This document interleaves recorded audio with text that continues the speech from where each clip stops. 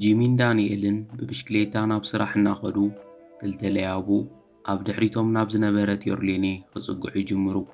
ዮርሌኔ እናፈርሐት ከይትጽጉዑኒ ኢላ ተጠንቅቖም፣ ንሶም ግና ህድእ በል ሽኮሪና ክንሕግዘክ ጥራይና ደሊና ኢሎም ምጽግዖም ይቕጽሉ። ከም ኣጋጣሚ ጂሚ ግልጽ ኢሉ ምስ ረኣዮም ሃንደበት ፍሬን ብሽክሌቱ ሒዙ ጠጠው ይብል። ካብኡ ዳንኤል ብኣግራሞት እናረኣየ ጂሚ ብሽክሌታኻ ተበላሻ ድያ ኢሉ ይሓቶ። ጂሚ ግና ብሽክሌታይ ዋላ ሓንቲ ኣይኮነትን፣ ኮይኑ ግና እታ ኣብ ድሕሪትና ዘላ ጓል ኣብ ሓደጋ እያ ዘላ፣ በጃኻ ንሓግዛ ኢሉ ይምልሰሉ። ብኻልእ ገጽ እቶም ለያቡ ማኪና ክድኣ ክንደይ ክትጽብቕ እያ ንስኽ እውን ከምኣ እናበሉ ክተናኽፍዋ ይቐርቡ። ዮርሌኔ ከዓ ብፍርሕና እንቀጥቀጠት ኣፍቃረለኒ ትብሎም። እቶም ለያቡ ግና እናሰሓቑ ጸገም የብሉን ብፍቕሪ ንቐንእ ሰባት ኣይኮናን ኢሎም ይቕይዑላ። ዳንኤል ከዓ ጂሚ ስራሕ ንጅምረሉ መዓልቲ ምዃኑ ይትረስዕ፣ ብቕልጡፍ ኣብ ስራሕ ክንበጽሕ ኣለና ኢሉ ከም ዘይረኣዩ ስቕ ኢሎም ንኽኸዱ ይመኽሮ። ጂሚ ግና ካብዞም ለያቡ ወድሒናያ መገድና ክንቀጽል እኮ ንኽእል ኢና በጃኻ ኢሉ ይልምኖ። ዳንኤል ዋላ ሓንቲ ከይመሰሎ ገዲፍዎ ብሽክሌትኡ ሰሪሩ ይዕዘር።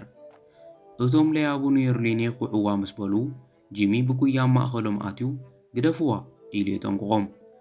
ኣብዚ ግዜ ሓደ ካብቶም ለያቡ ኣብ ዘይምልከተካ ይትእቶ ዝዓርከይ ኢሉ ስቕ ኢሉ ንኽኸድ ይመኽሮ። ጂሚ ግና ግደፍዎ እየ ዝብለኩም ዘለኹ ኢሉ ደጊሙ የጠንቅቖም። ካብኡ ንዮርሌኔ ብድሕረይ ኮን ኢሉ ይዛረባ።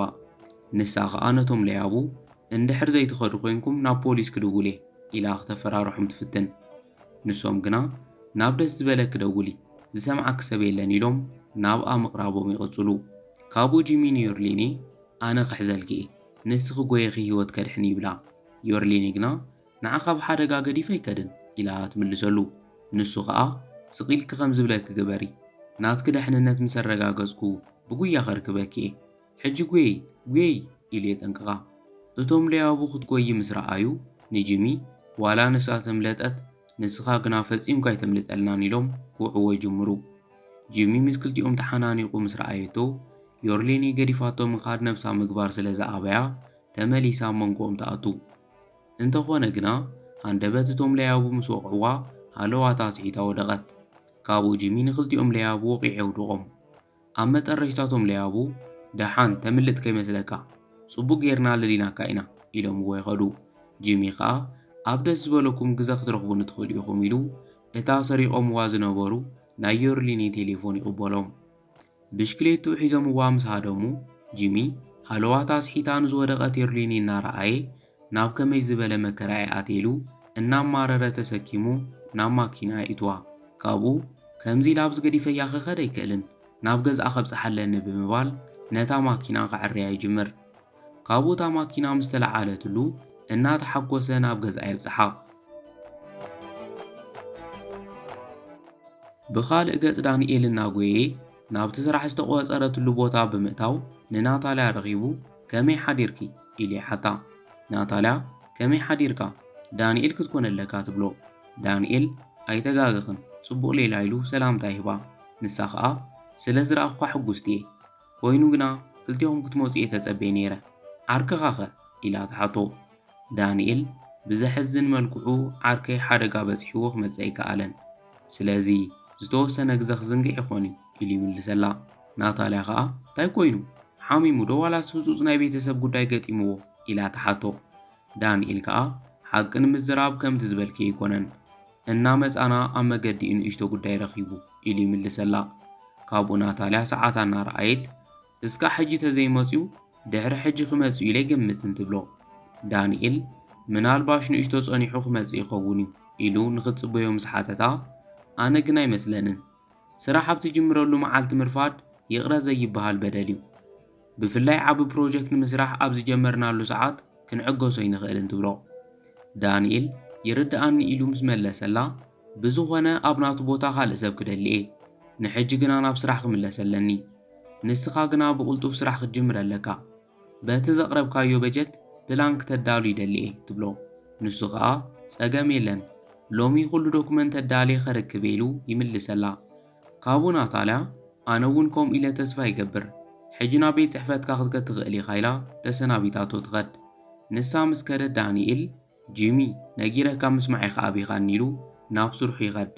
ብኻልእ ገ ጂሚ ኣብታ ሴራ ዮርሌኒ ናብ ዝረኸቡ ኣድራሻ ብምኻድ እቲ ገዛ ዝኽኾን ኣለዎ ኢሉ መፍትሕ ካብ ሳንጣ ኣውፅኡ ተሰኪሙ ናብ ዓራታ ይደቅሳ። እናዓረያ ከሎ ግና ዮርሌኒ ርእሰይ እናበለት ክትስእ ትጅምር። ካብኡ ንጂሚ እንታይ ተፈጢሩ ኢላ ተሓቶ። ንሱ ድማ ደሓን ስለ ዝኾንክ ሕጉሴ ኢሉ ንኽትዕርፍ ይመኽራ። ዮርሌኒ ርእሰይ ይዘረኒ ኣሎ ትብሎ። ንሱ ከዓ ናይቲ ዝተወቃዕክዮ እዩ ዝኾን ግን ኣይትጨነቒ ሕጀብ ገዛ ኽኢኽ ዘለኺ ዝተወሰነ ሰዓታት ደቂስካ ዕርፍ ይብላ። ዮርሌኒ ክትስእ ምስ በለት ጂሚ ኣዕርፍ ወይዘሪት ኣብዚ ጽንሕኒ ባዕለይ ማይ ከም ጸልኪ እየ ኣጆኺ ከይትንቀሳቐሲ ኢልዋ ይኸድ። ካብኡ ዮርሌኒ ሓንሳእ ጽናሕ ንምንታይ ኢኻ ንዘይትፈልጣ ጓል ህይወትካ ኣብ ሓደጋ ተእቱ ዘለኻ ስመይ እውን እኮ ይትፈልጦን ኢላ ትዛረቦ። ጂሚ ኣብቲ ሰዓት ብዛዕባ ፍልጦ ዝሓስበሉ ግዜ ይነበረንን ሓገዝ ከም ዘድልየክ ምስ ረኣኹ ተየማትኣኹ ሓጊዘክ ይብላ። ዮርሌኒ ንስኻ ብሓቂ ጀግና ኢኻ ኢላ ተመስግኖ። ካብኡ ጂሚ ከይትንቀሳቐሲ ሳንጣ ከም ማኪና ረሲዐዮ ስለ ዘለኹ ጽንሐ ከምፃልኪ ይብላ። ዮርሌኒ ብስምባደ ማኪና ይከ ኢላ ተሓቶ። ንሱ ድማ ማኪና ክደሓንያ ናይ ባትሪ ጸገሚ ነይርዋ ንሱ እውን ዕርዩ እየ ይብላ። ካብኡ ዮርሌኒ ብተግባሩ እናተገረመት ከማኻ ዝበለ ሰብ እንተዝበዝሕ ዓለምና ኣዝያ ሰላማዊት ምኾነት የቐኒየለይ ኢላ ተመስግኖ። ጂሚ ከዓ ንውቃዕኺ በረድ ሒዘልክ ክምለስ እየ ኢልዋ ይኸድ። ካብኡ ናብ ክሽነ ኸይዱ በረድ ኣብ ፌስታል ገይሩ ክደርዘላ ይጅምር። ዮርሌኒ ብለውሃቱ እናተገረመት ንኹሉ ትገብረለይ ዘለኻ ነገር የቐኒየለይ ኢላ ተመስግኖ። ካብኡ ጂሚ ኣነ ጂሚ ይበሃል ኢሉ ኢላለያ።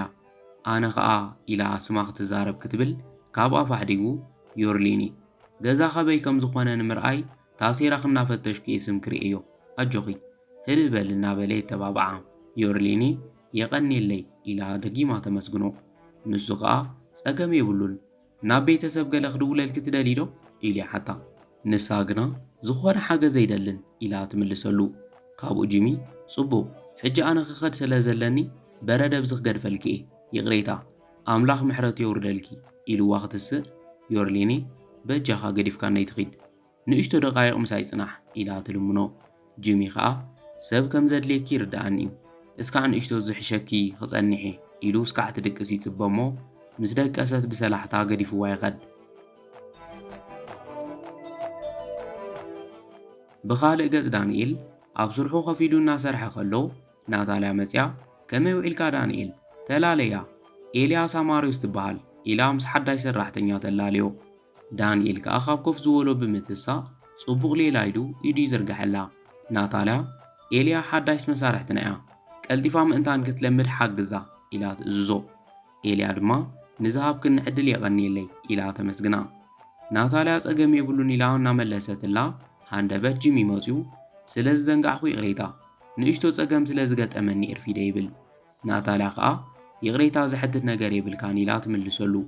ንሱ ከዓ እንድሕር ኣድላይ ኮይኑ ንዘባኸንክዎ ግዜ ቀዳመ ሰናብት እናሰራሕኩ ክኽሕስ ኢሉ ይዛረብ። ናታልያ ግና ከምኡ ምግባር የድልየካን ኢላ ትምልሰሉ። ጂሚ እናገረሞ ከመይ ኢሉ ምስ ሓተተ ምኽንያቱ ሕጂ ሰራሕተኛ ዝትካል ኣይኮንካን ኢላ ዘይተጸበዮ ዜና ተርድኦ።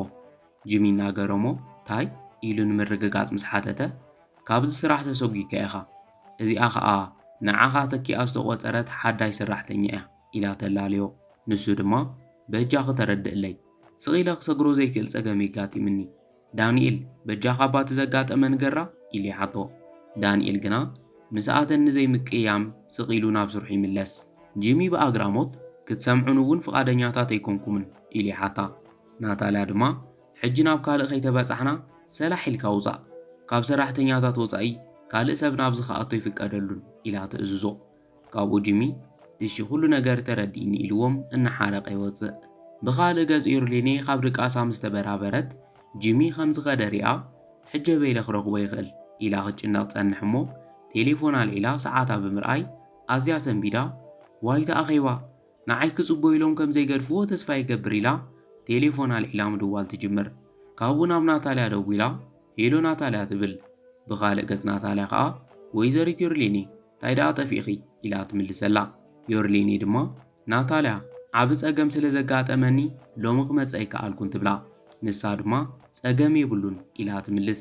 ዮርሌኔ ጽባሕ ክመጽእ ምስ በለታ ናታልያ እሺ ሓለቓ ኢላ እንታይ ክገብረልክ ትደሊ ኢላ ተሓታ። ዮርሌኔ ከዓ እቶም ሓደሽቲ ቆልዑ ኸመጺኦም ዶ ኢላ ተሓትት። ናታልያ እቲ ሓደ ጥራይ እዩ ኣብ ሰዓቱ ተረኺቡ እቲ ሓደ ከዓ ብኻልእ ተኪእዮ ኣለኹ ኢላ ትምልሰላ።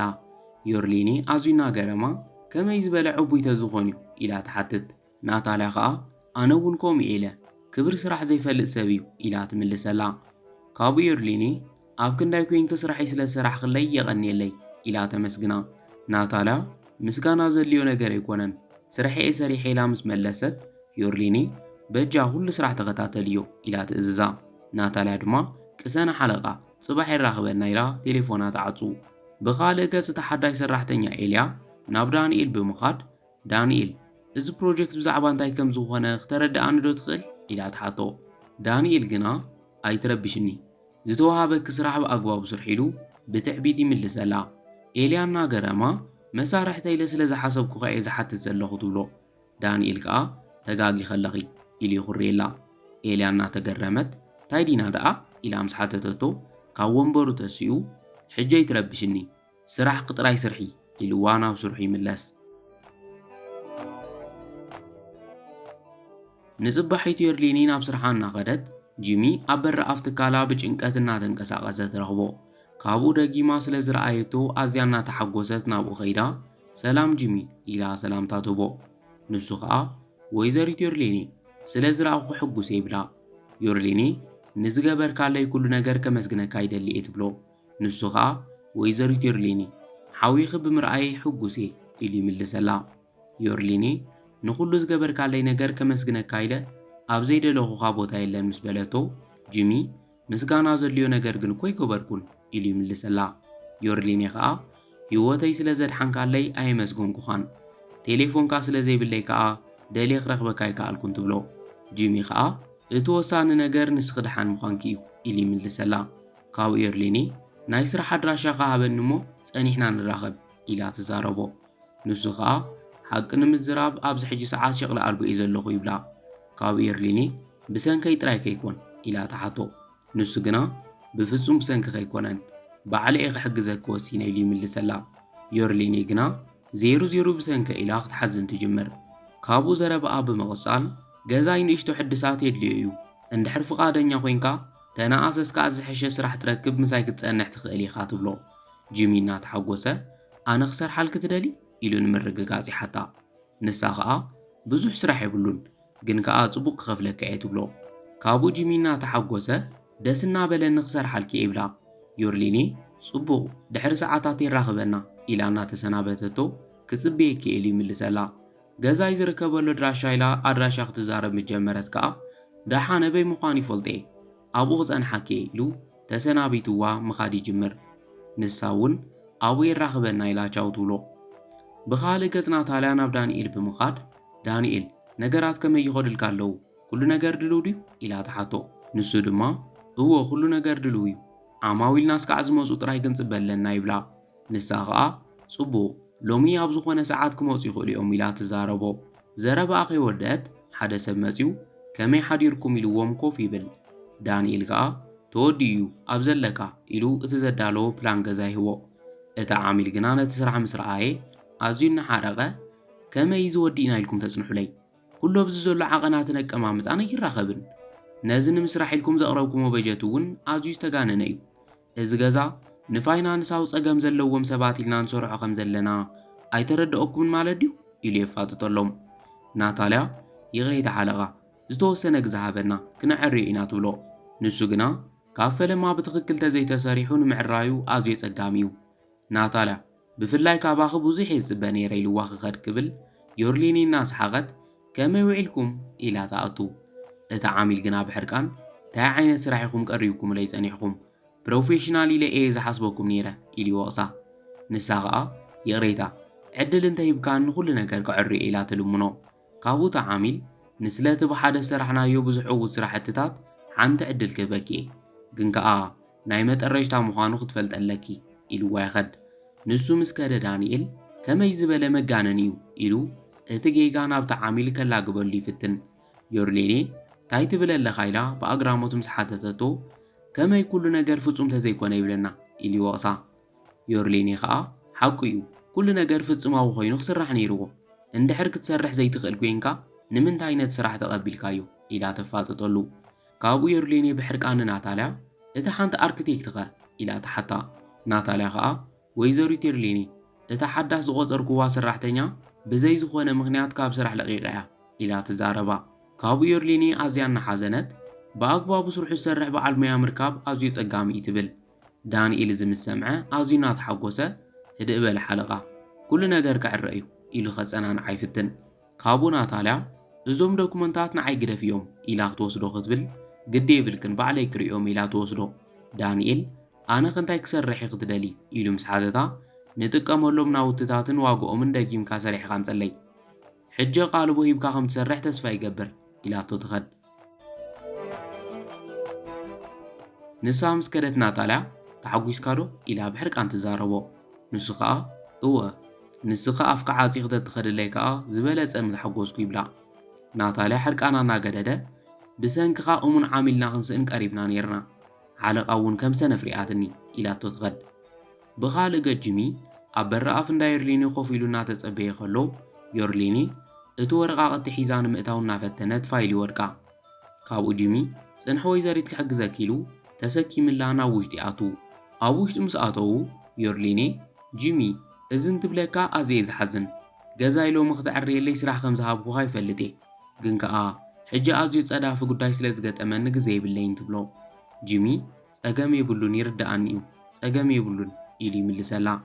ዮርሌኒ ንስራሕ ኢልካ ናብዚ ስለ ዝመጻኻ ፍረ ድኻምካ ክህበካ ኢላ ሳንጣ ክተልዕል ምስ በለት ጂሚ ግደፊ ዘይሰራሕ ኩሉ ገንዘብ ኣነ ይደልን ይብላ።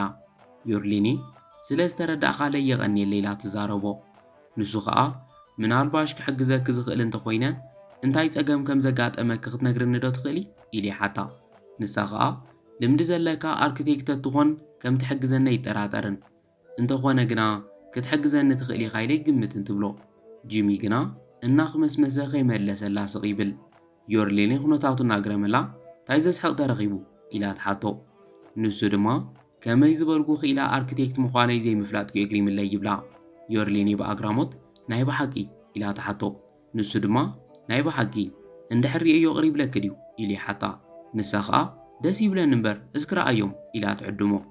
ጂሚ ቶም ወረቓቕቲ ምስ መርመሮም ወይዘሪት ኣዝየ ዝሓዝን ካብ ፈለማ እስካዕ መጠረሽታ ኩሉ ዝተበላሸወ ይብላ። ንሳ ኸኣ እናሓረቐት ዝገርመካ ኸኣ ንጽባሕ ይቐርብ ዘለዎ እንታይ እየ ዝገብሮ ኢላ ክትጭነቕ ትጅምር። ካብኡ ጂሚ ካብ ኮፍ ዝበሎ ተሲኡ ኣነ ኸዕርዮ ይኽእል እየ ኢሉ ይዛረባ። ዮርሌኒ እናተሓጐሰት ካብ ልብኻ ዲኻ ኢላ ትሓቶ። ንሱ ኸኣ እወ እመንኒ ኢሉ ይምሕለላ። ካብኡ ዮርሌኒ በል ናብ ስራሕ ንእቶ ኢላ ኮፍ ትብል። ጂሚ ድማ ጽንሒ ኸረድኣክ ኢሉ እቲ ዝተበላሸወ ኣበየበይ ከም ዝኾነ ኸርያ ይጅምር። ንጽባሒቱ ንግሆ ጂሚ እናሰርሐ ከሎ ድቃስ ወሲድዎ ወረቐት ተተርኢሱ ምስ ደቀሰ ዮርሌኒ ቡን ሒዛትሉ ትመጽእ። ጂሚ ካብ ድቃሱ ተስኡ ከመይ ሓዲርክ ይብላ። ዮርሌኒ እውን ከመይ ሓዲርካ ኢላ ቡን ትህቦ። ጂሚ የቐኒየለ ኢሉ ምስ ተቐበላ እንታይ ተፈጢሩ ዳ ኢላ ትሓቶ። ጂሚ ኸኣ እናሰርሐ ከለኹ ድቃስ ወሲድኒ ኢሉ ይምልሰላ። ካብኡ ዮርሌኒ ስለዚ እቲ ፕሮጀክት የወዳእኻዮን ማለት እዩ ኢላ ተዛረቦ። ንሱ ግና ኩሉ ነገር ተወዲ እዩ ኢሉ የበሰላ። ዮርሌኒ እናተሓጐሰት ሓቂኻ ዲኻ ኢላ ትሓቶ። ንሱ ድማ እወ ሓደ ለይቲ ጥራይ ወሲድለይ ኢሉ ንኽትሪኦ ይሓታ። ዮርሌኒ እቲ ዝተሰርሐ ፕሮጀክት እናረኣየት ካብቲ ዝሓሰብኮ ንላዕሊ ኣዝዩ ጽቡቕ እዩ ምስ በለቶ ጂሚ ሕጂ ብምሉእ ርእሰ ተኣማንነት ክተቕርብዮ ትኽእል ኢኺ ይብላ። ንሳ ኸኣ ጽቡቕ ጌርና ክነቕርቦ ኢና ብዝብል ዘረባኻ ኣርዮ ኢላ ትዛረቦ። ካብኡ ጂሚ ሓንሳ ጽንሒ ክልቴና ክትብል ኸለኺ እንታይ ንምባል ከም ዝደለኸ ይተረድኣንን ኢሉ ይሓታ። ንሳ ድማ እቲ ፕሮጀክት ክቐርብ ከለኹ ኣብኡ ክትርከብ ይደሊ እየ ትብሎ። ካብኡ ጂሚ መቸም ካብ ልብኸ ይኮንክን ኢሉ ይሓታ። ንሳ ድማ በጃ 50 ይንዓናይ ንመጠረሻ ግዜ ዝሓተካ ፍትወት እዩ ትብሎ። ካብኡ ጂሚ ካብ ኮፍ ዝበሎ ተሲኡ ከም ትርኢኒ ንወሳነ ኣኼባ ገይረዮ ዝኸድ ክዳን እውን የብለይን ኢሉ ንኽትገድፎ ይልምና። ንሳ ኸኣ ግዲ የብልካን ጂሚ ሕጂ ባድላ ገዚእና ክትከድ ትኽእል ኢኻ ኢላ ትምልሰሉ። ጂሚ እሺ ምስ በላ ኣዝየ እዩ ዘመስግን ዝበለጸ ንኽትነቅሕ ግና ቡንካ ስተ ኢላ ትመኽሮ። ንሱ ድማ ጽቡቕ ሓሳብ ወሳነ ኣኼባ እዩ ዘለና ኢሉ ብንፉት ይብል እሞ ንምኻድ ይብገስ ብድሕሪ ጂሚ ቅሬታ ኢሉ ናብ ኣኼባ ዝካየደሉ ክፍሊ ምስ ኣተወ ናታልያ ብኣግራሞት እንታይ ክትገብር መፂኻ ኢላ ትሓቶ ንሱ ድማ ኣብዚ ቦታ ወሳነ ኣኼባ ኣለኒ ኢሉ ይዛረቦም ካብኡ ዳንኤል ተጋጊኻ ክትኮን ኣለካ ሎሚ ወሳነ ፕሮጀክት ዘቕርበሉ መዓልቲ እዩ ኢሉ ብትዕቢት ይምልሰሉ ኣብዚ ሰዓት የርሊን መፅያ እቲ ጂሚ ዝዕረዮ ፕሮጀክት ድዩ ኢላ ተፋጥጠሉ ዳንኤል ከዓ ብኣግራሞት ንሱ ድዕርይዎ ኢሉ ይሓትት ዮርሊኔ ከዓ እወ ዘይከማኻ ጽቡቕ ገይሩ እዩ ሰሪሕዎ ትብሎ ኣብዚ ግዜ ተዓሚል መፅዩ ከመይ ሓዲርኩም ይብሎም ናታልያ ከመይ ሓዲርካ በጃኻ ኮፍ በል ኢላ ትዕድሞ ኮፍ ምስ በለ ዮርሊኔ ሎሚ ፍሉይ ነገር ሒዝክለይ ከም ትህሉ ተስፋ ይገብር ኢሉ ይዛረባ ንሳ ከዓ ግድን ፕሮጀክትና ምስ ዘድሓነ ኣርክቴክት ከላለይካ ጂሚ ይበሃል ኢላ ምስ ጂሚ ተላለዮ ንሱ ከዓ ጽቡቕ ሌላ ኢሉ ይጭብጦ ካብኡ እቲ ፕሮጀክት ተቐቢሉ ምስ መርመረ ጽቡቕ ስራሕ ዋጋ በዝሒ ጥረቕሓን ጽሬቶምን ኣዝዩ ጽቡቕ እዩ ካብቲ ንደልዩ ንላዕሊ ጌርካ ኢኻ ሰሪሕካዮ ዮርሊኔ ከምዚ ዓይነት ስራሕ ከም ተቕርብለይ ኣይጠራጠርኒ ነይረ ከማኺ ዝበለ ንፉዕ ሰራሕተኛ ስለ ዝረኸብኪ ኣዝዩ ሕጉስ ይብላ ጂሚ የቐኒየለይ ኢሉ ይመስግኖ ንሱ ከዓ ሕጂ ብቕልጡፍ ናብ ስራሕ ንእቶ ይብሎም ካብኡ ዮርሊኔ ጽቡቕ ሓሳብ ምሳና ብምስራሕካ ፍጹም ኣይትጠዓስን ምስ በለቶ ጽቡቕ ደጊምና ከም ንራኸበ ኣይጠራጠርን ኢሉ ተሰናቢትዎም ይኸድ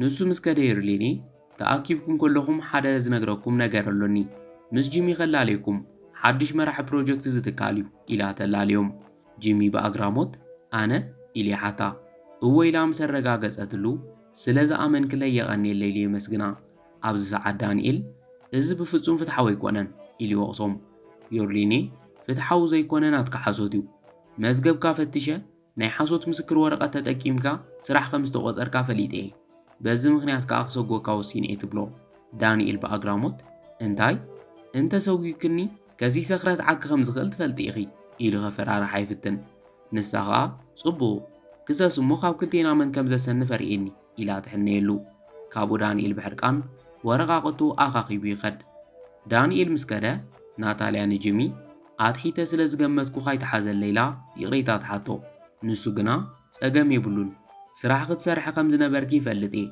ድሕሪ ሕጂ ብሓባር ጽቡቕ ስራሕ ከም ንሰርሕ ከዓ ተስፋ ይገብር ኢሉ ይምልሰላ ናታልያ ኣነ እውን ከምኡ ኢለ ተስፋ ይገብር ሕጂ እንድሕር ቅር ዘይብለኩም ኮይኑ ገዲፎኩም ክኸደ ኢላቶም ትወፅእ ናታልያ ምስ ከደት ዮርሊኔ ንዝገበርካለይ ሓገዝ ከመይ ከመስግነካ ከም ዘለና ይፈልጥ እንትብሎ ጂሚ ከዓ ጸገም የለን ባዕለይ ድራር ክእንግደኪ ኢሉ ይሓታ ንሳ ከዓ እናሰሓቐት ሓለቑ ድራር ዝእንግድ ብሕታዊ ሰብ ክትኮን ኢኻ ግን ከዓ ደስ ይብለኒ ትብሎ ጂሚ ፍቕራዊ ምሸት ኢና ክነሕልፍ ኢሉ ይዛረባ ንሳ ከዓ እናሓፈረት ምሕርካ ኣይትተሓጐስ ኢላ ትምልሰሉ እሞ ብፍቕሪ እናተጠማመቱ ክስሕቑ ይጅምሩ